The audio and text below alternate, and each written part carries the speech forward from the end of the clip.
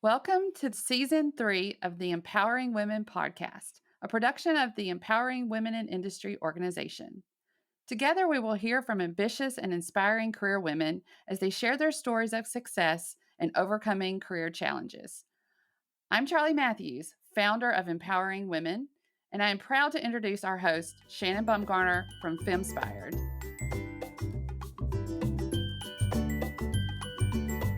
Hello, everyone, and welcome to another episode of the Empowering Women podcast. This episode will release in November, which is World Quality Month, and is also the home of World Quality Day, which is November 11th. And as a current and former quality professional, it is a favorite month of mine. And so today we are incredibly blessed to have Michelle Taylor on the podcast. She is a rock star quality leader, and I am lucky to call her friend. We've had the opportunity to work together on a recent strategic initiative, and I just love her talent, passion, drive, and charisma. So Michelle is currently the Director of New Product Quality of the Commercial HVAC North America Business Unit. She is a value creator with a proven track record in business transformation, business sector growth, and building team capability. She has 20 plus years of global experience in operations, business strategy, supply chain, and quality. And I'm getting tired already. She's an expert of building and sustaining relationships with emerging markets and translating conceptual business models into defined growth strategies. So welcome, Michelle, to the podcast. Thank you, Shannon, and thank you for having me today. I'm really excited. I know our audience is going to fall in love with you to start with, and then you're going to be getting a lot of pings and phone calls. Well, I am excited to be here, and I welcome them all. Yeah. So as I just mentioned on the outset, Michelle, we've had the wonderful opportunity to get to know one another over the last couple months as part of a larger strategic initiative project. And I've just loved learning more about you on that journey as a team. And so I'm really excited to share your career story with our audience. So what brought you to where you are now? Thanks, Shannon, and thanks for the question. So, as you mentioned, my career spans over 20 plus years in all functions within supply chain. I've been in manufacturing operations, I've led teams in material planning and logistics, procurement, and quality. I've even spent time in government and defense, as well as, I would say, entrepreneurship, which I was Yeah, we're most. going to talk about that later. Yep. Yes, lots of great stories there. But I will say my highlight in my career so far was certainly attainment of the Billion Dollar Roundtable, induction into the Billion Dollar Roundtable. Okay. Induction at that time was based off of a company achieving 1 billion in diverse spend as it related to minority and women-owned businesses. Oh, wow. Okay. So it was quite the achievement and just a wonderful, wonderful accolade for the company. Okay. Wow. And so what brought you into supply chain and quality? Any career stories you want to tell us along the way? Yeah, and so right out of college, my first initial interest was actually in broadcasting communications. Oh, well, you're in the perfect format then. There you go.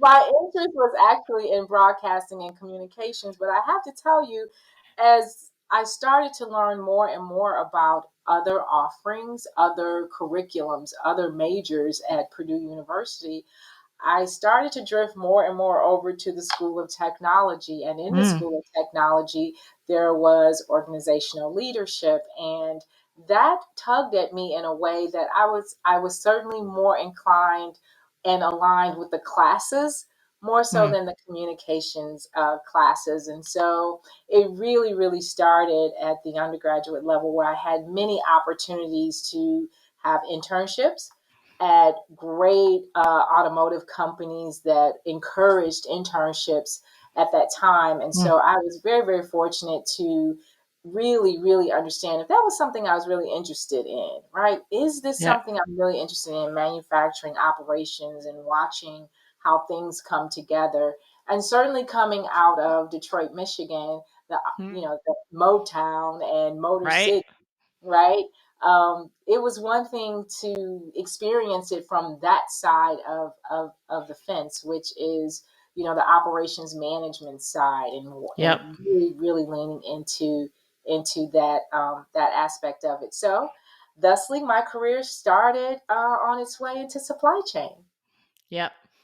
Well, we're glad you switched from communications to operations leadership because I know you've had quite the career. I know I'll give a stealer. She worked for Cummins for quite a few years. You want to tell us a little bit about what you did at Cummins? Because I just think it's a fascinating leadership story, getting back to operational leadership. Oh, I'm happy to, Shannon. So I worked for Cummins for 10 years, and I started my career at Cummins actually as a supplier to them. Cummins was one Okay. of my suppliers when I owned my minority and women-owned business in Indianapolis. So I've had a long relationship with Cummins externally as well as internally. And then as I entered back into the professional field, I started in global warranty administration for Cummins, and in that role, I was responsible for global warranty administration from a functional excellence Mm. perspective globally. So And that's a tough world. Having spent a little bit of time in warranty recovery, that is a tough world, Michelle.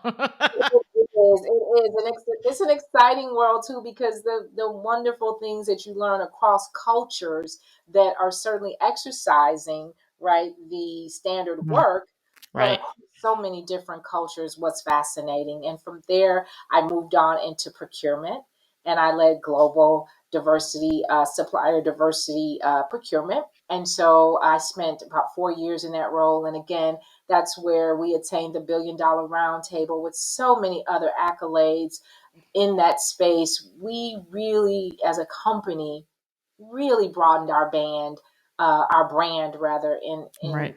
supplier diversity. And then I went on and to spend a little bit of time into government and defense business in our distribution business unit, and then on to executive director of Supplier Quality Global. So that was my career path at Cummins. Yeah, I love the last one because it's just when you get into the technical fields, a lot of the women on this listening to us today know this very well that it's a still very male dominated space, and so it's just so refreshing to see a woman to achieve that particular role at Cummings. So good for you. Yes, So yes, yeah, absolutely right. And I'll just put a tag on that too, Shannon, because one of the things that I would say was most successful about that role was that we were really looking for more perspective and diversity in thought, leadership, perspective, but also obviously gender. And so being able to bring over women across and around the globe into the Global Supplier Quality Organization was fascinating to listen and hear of talent in China and Brazil and the UK and Mexico and Africa, and to just hear how you have women in STEM type career paths. It was nothing short of outstanding, and it really yeah. complemented our team.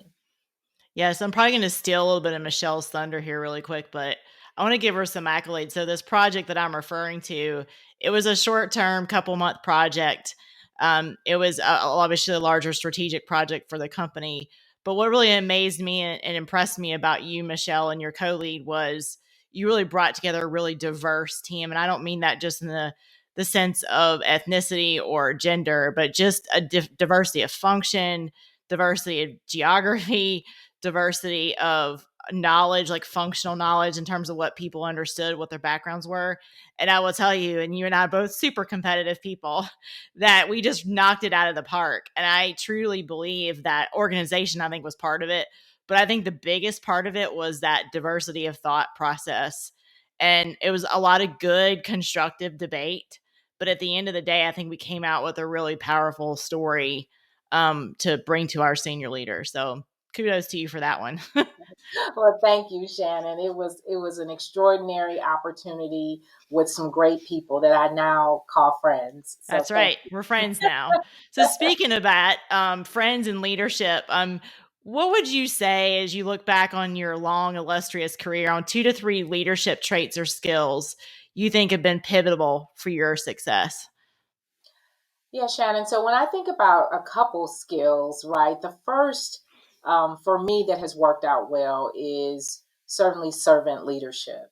Mm, Really having the capability to listen to the needs, the development needs of others, and then helping others to reach their potential. So important. And as leaders, we oftentimes forget that that's really the purpose of being a leader is for the people. You think mm, about how in elections, it's about for the people, right? It's right. not for self. And so putting the people first is so, so critical. And then the second skill that I would say is important is courage. Being able to lead with accountability and having that voice to represent your team. And then, of course, the behavior that you exude in the room, having the courage, as we would call it in automotive, to pull the andon. When you see something, you say something, you stop and you pull the andon is so, so important as we think about how it's important for us to create safe environments, psychologically safe environments where team members feel empowered to speak truth to power in a very respectful way and in an inclusive way. So those are two traits that I would I say was is going to use that phrase. So, listeners, you need to write that down. Michelle said that so many times during our project. I'm like, it's now ingrained in my head. Speak truth to power, because I believe in some cultures it's probably easier than others. mm-hmm. And, but it's so powerful, especially if you're facing a challenge in your business or a huge opportunity in your business. You have to really speak truth to power and having the courage to do that. So, I love that one. It is not easy sometimes, right? No, it's not. It's not. But certainly creating the environment, that psychologically safe environment, certainly helps empower that type of behavior. Yep, absolutely. Yep. So as you progress through your career, I'm sure you've had quite a few coaches and mentors and sponsors along the way. You probably have quite a network of them. What would your advice to be to other manufacturing and quality leaders in cultivating these types of networks for themselves as they grow? That's a great question, Shannon. And I would say two things there. So, as you think about sponsor and mentor coach, it's a two-way street. And what I mean by that, as much as you are receiving from the sponsor guidance and feedback, the expectation there is that you also show up for your sponsor. So it's Hmm. not just you as the protege sitting down and having that discussion with the sponsor to find out what do I need to do? How do I need to respond to this? It's also how you show up for your sponsor, whether Hmm. it's leveraging their leadership platform, whether it is including them in discussions or town halls, right? So they have an opportunity to share their leadership. And then I also think, as much as you are the protege in that sponsor relationship, you then have an opportunity to be mentor or coach to someone else. So you can do that knowledge transfer and that transfer of feedback to help grow someone else's career. So it Yep. really is like this ever evolving circle of mentor, coach, sponsor feeding into each other to be able to continue to grow other people. And it really is a two-way street. Yeah, I love how you say this. I've never thought about that. How you show up for your mentor or sponsor. I've often used in some of my speaking engagements a story of a leadership program where there was a post-it note, one of those large ones, right? You put on the wall that said, "How will you show up today?" And it really hit me because it was a moment when I realized I hadn't really deliberately thought about that every day when I came to work. But it's interesting that you really need to think about how you show up for those people that are supporting you, be it a Mm-hmm. coach or a mentor or a sponsor, and how are you supporting them or bringing to bear knowledge that you have or networks that you have to help them as well. It's a really powerful statement. So I hope people are listening and writing that one down, Michelle. That's a good learning, and that it's a virtuous cycle to your point. So Right. once you've learned a set of skills or soft or hard skills, making sure that you're finding ways informally or formally to pass that along to other people. I Absolutely. love that. Yep. Absolutely. Anything else on mentoring or sponsoring or coaching that stands out to you along the way? Yeah, I would just say, feedback is a gift. And I know Yeah. everyone certainly has heard that, but also it's the gift that keeps on giving, right? And you can repurpose feedback. So once it's done what it's needed to do for you, whether it's growth or you had to shelve it, share it with someone else who's on a very similar journey or on a journey for learning themselves, because feedback is not, I don't think, just closed off to where it's just for that person. It can be repurposed. So repurpose feedback where you can. Yeah, I'm going to embarrass Michelle a little bit probably, but she gave me some feedback early on in the project. So let me provide the context. So I was on this project. It was in a business unit where I did not work, didn't know the players, wasn't overly familiar with the product line. And she and I had a one-on-one about more of a technical part of the project. And she said to me, basically, "Hey, Shannon, you need to step out a little bit more. You need to speak up." And at the time, I honestly got the phone. I was like, wow, she's right.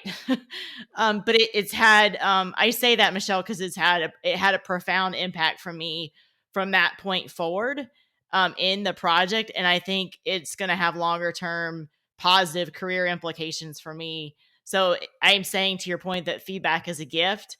And even though you just said it in that moment, and it obviously changed some things in that next meeting, 2, 3 meetings, but it really actually changed my perspective longer term. It got me back to that post-it note that said, how are you going to show up, right? Regardless of Yep. whether you know everything in the meeting or you know nothing. How are you Absolutely. going to show up in that call? Well, So and Shannon, thank you you for have a that, lot to Michelle. say. Absolutely. And you have a lot to say. You have a voice and it should be heard. So you should Yep. definitely speak up. So there you go. Feedback's a gift. And most people have heard that, but really think about it and absorb it, especially when somebody's telling you from a very genuine place, that feedback. So I'm going to Absolutely. transition a little bit to World Quality Month. And I know you and I both, Michelle, are very passionate about quality. It's been a large part of both of our careers. So tell me about what quality means to you and how do you bring that meaning into your workplace? Thanks, Shannon. And so quality. Wow. So, I view quality more so as an outcome. It's Okay. because it has a characteristic. And what I mean by that is that you can improve profitability and you can enhance your brand and reputation through quality. Yep. So quality is in everything we do, everything that we touch. And the way in which I bring it to work, or how I think it could be best used in the workplace, is virtually what we did through our CSD project, Right. Shannon, and that is through collaboration and connection, right? From there, we create champions. So when we think about how quality touches everything we do within our four walls, how can we leverage that in a very collective and a very collaborative way to create championship? So when we see something, we say something. We're in a design review and we know that we've got supplier data, right, Right. that could certainly influence, right, whether or not if we should continue on with that type of design, right? Right. It's more of the outcome. It's a characteristic that we can all think about how it can improve profitability. It does Yeah. impact the bottom line, and Yeah. quality does matter. Yeah. It's the dimming value chain. For Right. Yep. sure. That is Yeah. for sure. Dr. But I Deming. love what you say. One of the things I saw in this project was it really did connect people. So you started seeing people all the way from engineering to people who were in the quality function to people in procurement, to people in sales, right? You saw everybody start connecting the dots. And there was a lot of collaboration amongst a very diverse team because, to your point, I think it was a grounding conversation. Everybody started to understand, how can I and how can the team connect to quality? Absolutely. And we didn't start out that way, right? No, So we did not we start definitely out, went through some of the storming and norming, right? yes, we did not start out that way, but I think that speaks volumes to where quality, the topic of quality, the function of it, and the process behind it still has more to do in that space. And I think all of us, whether you're in manufacturing, whether you're at Trane or any other company, I think Right. our responsibility as quality professionals is to keep shedding light on how quality is in everything we do. It does matter to, as I would always say, the sidewalk. And it matters even in so much as within our four walls. And how we transform that in a way that impacts our business metrics, meaning our bottom line, Right. has an even bigger impact. And so the way we do that is through collaboration and, of course, leveraging of our functions and coming together as champions for quality for the company. Yeah. Amen. That's all I'm going to say. Because I've lived my life in this space. So, amen. That's all I'm going to say. Yes, yes. I really think, though, one of the challenges that I learned as part of this process, having walked away from quality for a little bit and sitting in procurement, I believe that manufacturing quality professions, they're really being transformed as we speak, as we go through what some people call the fourth industrial revolution or industry Mhm, 4.0. mhm. And just really quickly, for our listeners who may not be familiar with this term, I'm going to quote here. It is a digital transformation of manufacturing / production and related industries and value creation processes. So do you agree that we're going through a transformation? And what traits, either technical or leadership traits, do you feel are becoming more or less important as we go through that transition? Yeah, no, that's a great question, and I've got so many different responses for that, but I'm only All going to right. say two. Yeah. I'm only going to leave you with two. So the first Okay. is, what skills do we really, really need? No kidding, right now, as we think about the evolution of quality 4.0, and where this is taking us in terms of um, technical capability and complexity, right? And so, one of the skills I think is going to be fundamental is data analytics, data scientists that can tell us the story of how to improve, what to improve, and what do I need to provide more of for the customer experience, right? So, Right. how to improve, what to improve, and what do I need to keep providing more of, right? When I think about how this is going to take, again, integration and collaboration in order to stand the legs up of this story, um, of data analytics and the direction in which it takes us. It's going to take a collaborative organization, an integrated organization, an integrated strategy where we're all connected, right, and touching quality in everything we do. Now, I say all that to say we're also going to struggle as it relates to, or we're struggling now as you think about the way the current state of the supply chain is. And Mm, what I mean by that is around the demographics, finding talent that can certainly or demonstrate capability to manufacture and build the complexity of, or the complexity of our products. And mm, I don't just mean Trane, I mean around or and across the supply chain. right. And what I mean by that too is that we're seeing a decrease in trade, right? Skilled trades, right? Where Oh, yeah, true. Yep. where everyone is choosing, and this is great, right? The 4-year college route. But as we do more of that and less of the skilled trade, we also run into a gap, a demographic gap that's so necessary as we think about skilled trade or skilled labor that's needed to manufacture our products. Right. So I say all that to say, it's great, yes, that the revolution or the evolution of quality and industry is going into its fourth wave. But what does that mean for talent and where we find talent capable of, filling those gaps that we have in our human resources? Yeah, I love how you went back to talent because you just connected some dots for me, Michelle, and completely connected. The first one became abundant to me as we were doing some of our research. And I thought to myself, I jokingly, there was a piece of research you provided to the team that talked about the old school quality professional. And I felt like I was just running down that list going, check, yep, yep, yep, yep. And then I started reading the revised list and I was like, oh boy, Yeah, right? And so you're to your point, and I think even as folks who are considering leadership positions inside or outside of quality, I think you've got to start thinking about data analytics and at least getting some fundamental knowledge and understanding. Maybe you don't want to be a data scientist, but I think if you want to make good decisions, you're going to have to go there. Yeah, to absolutely. your point. Yep. And we need to encourage our children to go there too, right? Right. Our student population, right? And our young girls, right? When we start thinking of Oh, true. STEM, right, let's in engineering, right? Let's think about data scientist options Yep. because they are very sorely needed. Yeah, absolutely. But then I love what you say. We often focus on technology and then we forget about connection and collaboration.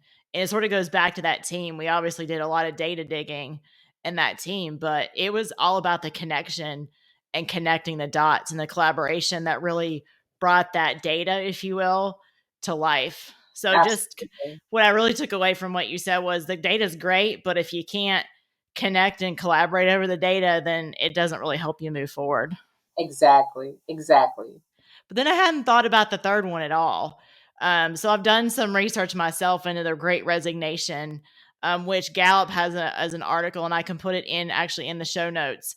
The title of the article is "Great." Their Great Resignation is really the Great Discontent, Mm, and that obviously impacts your salary population. But I hadn't really thought about the skilled trades, and if you don't have a pipeline to start with, you obviously have a lower supply and you have a higher demand. So absolutely. that's really going to be an even tougher situation. Absolutely, you're spot on, and we're in the thick of it, right? And Trane is not alone in that. So there will have to be some, HR strategies to think about the next 3 to 5 years and demographics in cities where or towns where there's manufacturing facilities, but then there's no population to Yep. fill the jobs. Yeah. Interesting.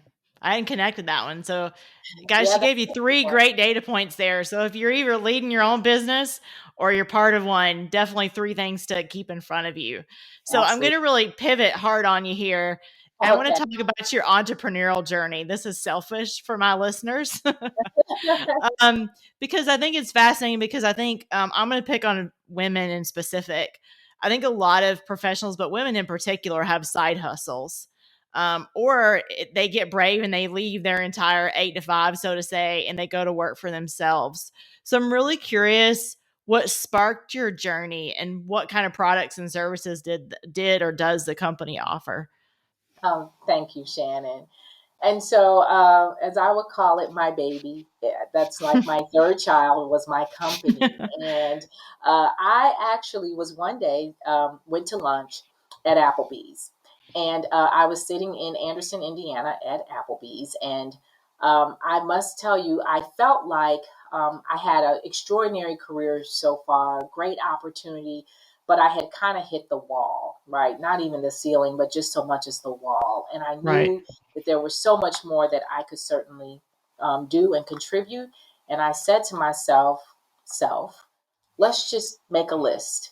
And I took the napkin that was on the table and I drew a line down the center of the napkin and I wrote at the top on the left side, skills that I possess, skills that I don't possess. And the left side, fortunately, was much longer than the right side. So Of course. that was a fortunate thing.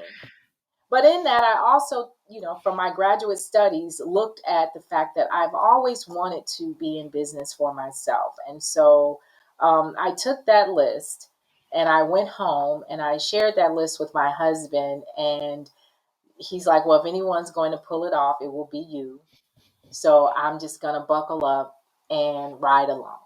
And that's exactly what happened. And so, I've never met your husband, but I like him already, Michelle. yeah, so I sat there and I worked on a business case. I worked on a business plan. I talked to folks in the leadership at the company that I was with at the time. And I went to the SCORE office and I took my business plan and I took my great idea and I said, I am going to open up a personal protective distribution company that also provides inventory management services. And I'm going to Okay. do this as a certified minority woman owned business. And I am going to do something extraordinary, like take and share my skills with a demographic group like service disabled veterans, like veterans that maybe did not have the experience or education opportunities that I did, but I want to share them with this demographic along with others in the community that look like me that just maybe did not have the opportunities that I had. And I want to create a company. And I want this company to bring value on the east side of Indianapolis. And I want to be able to do it in hotel, restaurant, institution, automotive, government sector. Oh gosh. Okay. And SCORE, can you just define that for our audience? I'm not familiar with it either. Yeah, so it's the small business. It's I forget the acronym exactly. Okay. It's a small business entity that is free for small businesses that are interested in starting their business but need some guidance and some direction. But get this, from retired executives of companies Oh, so I'm that totally going to look this up, Michelle, and I'm going to look it up, audience. And when I find it, I'm going to put it in the show notes. yes, it's a small business opportunity, something of Okay. retired executives, but they're Okay. retired executives that are C-suite executives that are helping small businesses really understand everything, the mechanics of really getting into, their business. And Because I it's must, overwhelming. I'll be honest. Somebody who's sort of toyed with it, it's it's overwhelming. It's Yeah. very, it's very. And so I had a warehouse, I had 12 employees. It's a lot. It's a huge responsibility. And I took that list and I tendered my, resignation and with all sorts of glowing support, which is awesome, by the way, It to is be able awesome. to resign, to have support and be able to negotiate some things to make sure that you're good. So Yeah.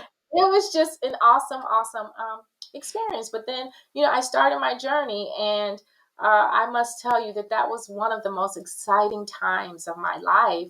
And it still is the gift that keeps on giving because I'm able to share the good, the bad, and the ugly from that with other minority women owned businesses, service Mm. disabled vet businesses, disadvantaged business enterprises. And then to be able to, if I had a pen, I wouldn't be able to write it this way, Shannon. Then to be able to evolve from entrepreneurship and then go into a company like Cummins and lead their global supplier diversity initiative. How does that happen, right? That's just an That was extraordinary. poetic. That's It like really movie. was. It Yeah. really was. I It love really it. was. It really was. And so, but providing those products to those sectors really, really mattered, and it was a great experience. So what is some of the, I'm gonna call it the one good or one bad or both that you learned? I'm just, so if I came to you tomorrow and said, Michelle, I'm looking to open my own business, what would you tell me? Like, what are one or two pieces of advice you'd tell somebody? And I'm sure the list is really long, but Yeah, I'll just share a couple. The first is never be afraid to ask for help. Always, always, always be in a position to ask for help, listen, right? Once help is given, especially mm, direction, but don't be afraid to ask for help. And then as you see your business growing and proliferating, you just want to make sure you have an advisory council. Pull together an advisory council of business executives and leaders that can help guide you as your business is growing, mm, right? So having that advisory council is key. And then go beyond the comfort zone. For me, automotive was really easy to do, right? But to go into hospitals or government or pharma, it was a completely different landscape, and mm. it really did push my comfort zone to say the least. So go beyond your comfort zone. Yeah, Michelle, it's funny. I just bought a friend a mug for a different role she had accepted, and it literally says, "Your comfort zone will kill you." That's the truth. Yeah. That's the So there you go. Yeah. So any support networks you leveraged other than SCORE? Because it sounds like that was a pretty big influencer on you. Yeah, I would say the chambers. So the Black Okay. Chamber, then it was the Greater Indianapolis Chamber, the National Minority Supplier Development Council, and just other MBEs, other business owners, Oh, right? yeah. Just really being a network and a sounding board for each other. And if I had an opportunity that I couldn't necessarily take advantage of, I passed it on to others, right? So Hmm. really having a network of other, business owners that you can link up with and work to support each other really made the difference. I love that pay it forward because sometimes we get in that. And I know you and I both are ultra competitors, but at the same time, you got to pay it forward. Or if you can't, Absolutely. the opportunity is not for you at that particular time, help somebody else find it. I That's love right. that. Yep. That's So, believe it or not, Michelle, we're nearing the end of our time together. What is next for Michelle Taylor in the world? What do we have to look out for? Wow. So great question. So, I think for me, it's still, I'm on that leadership journey to still continue to bring people along and help build, their capability and their professional bandwidth. And so I want to be a part of that wherever I can, right? I want to make sure that I'm bringing people into, their full possibility, their full potential where I can.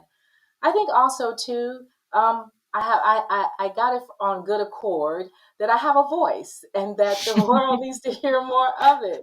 So Yep. I'd like to be able to share my voice in the world in a way that is pleasing, positive, and certainly promoting, servant leadership. So I think I'll be doing more of that as well. Yep.